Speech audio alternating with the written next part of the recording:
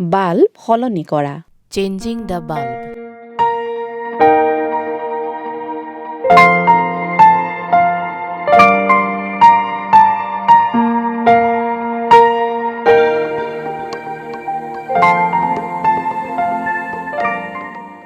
সীমাৰ ঘৰত হঠাৎ বাল্ব বেয়া হৈ যোৱাৰ বাবে ঘৰটো আন্ধাৰ হৈ পৰিল।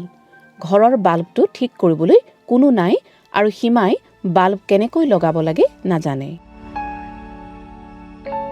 তাৰ পিছত আমাৰ হেণ্ডি স্কিল ব্ৰিগেডে তাইক সহায় কৰিবলৈ আহিল।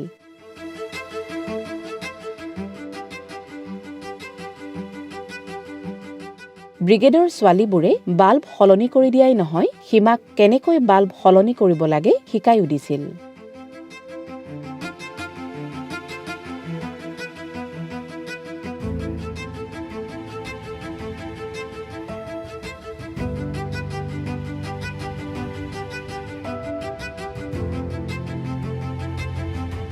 ইয়াৰ বাবে তেওঁলোকে ঘৰত পৰি থকা শুকান কাপোৰ, টুল, বাল্ব আৰু টৰ্চৰ সহায় লৈছিল।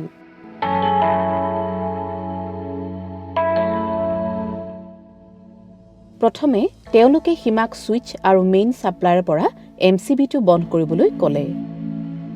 তাৰ পিছত সীমাই টুলখন বাল্ব সলনি কৰা ঠাইত ৰাখি সাৱধানে তাৰ ওপৰত থিয় হ'ল। টৰ্চটো মাৰি তাই বাল্ব আৰু হোল্ডাৰ ক'ৰবাত ভাঙিছে নেকি পৰীক্ষা কৰিলে। ব্ৰিগেডৰ ছোৱালীকেইজনীয়ে সীমাক বাল্বটো আঁতৰোৱাৰ প্ৰক্ৰিয়াটো বুজাই দিলে। সেইদৰে সীমাই শুকান কাপোৰেৰে বাল্বটো ধৰি অলপ আগলৈ হেঁচা মাৰি ধৰি বাল্বটো ঘড়ীৰ কাঁটাৰ বিপৰীত দিশত ঘূৰালে। তাৰ পিছত হেঁচা এৰি দি তাই বাল্বটো উলিয়াই আনিলে।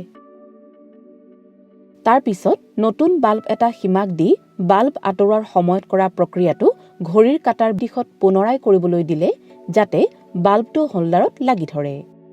সীমায়ো নিৰ্দেশ পালন কৰি বাল্বটো সঠিকভাৱে হোল্ডাৰত লগাই দিলে। সীমাই এইবাৰ প্ৰথমে MCB আৰু তাৰ পিছত ছুইচটো অন কৰিলে। ছুইচটো অন কৰাৰ লগে লগে বাল্বটো জ্বলি উঠিল। সীমাই ব্ৰিগেডৰ ছোৱালীকেইজনীৰ শলাগ ল'লে আৰু লগতে তেওঁলোকে সীমাক বাল্ব সলনি কৰাৰ সময়ত ল'বলগীয়া সাৱধানতাৰ বিষয়েও ক'লে। বাল্ব সলনি কৰাৰ সময়ত ভৰিত জোতা নিশ্চয়কৈ ব্যৱহাৰ কৰক। বাল্ব সলনি কৰাৰ সময়ত টৰ্চটো হোল্ডাৰৰ ফালে জ্বলাই ৰাখিব। বাল্বৰ টুকুৰাবোৰে যাতে হাতত স্পৰ্শ নকৰে তাৰ প্ৰতি লক্ষ্য ৰাখিব। হেণ্ডি স্কিলছ ব্ৰিগেডৰ ছোৱালীৰ সহায়ত সীমাই বাল্ব সলনি কৰিবলৈ শিকিলে। এতিয়া আপুনিও ঘৰৰ বাল্ব সলনি কৰাৰ কাম কৰিব পাৰিব। সামৰণি।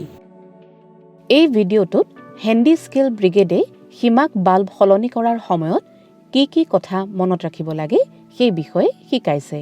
লগতে হেণ্ডি স্কিলছ ব্ৰিগেডে সীমাক বাল্ব সলনি কৰিবলৈ শিকাইছে।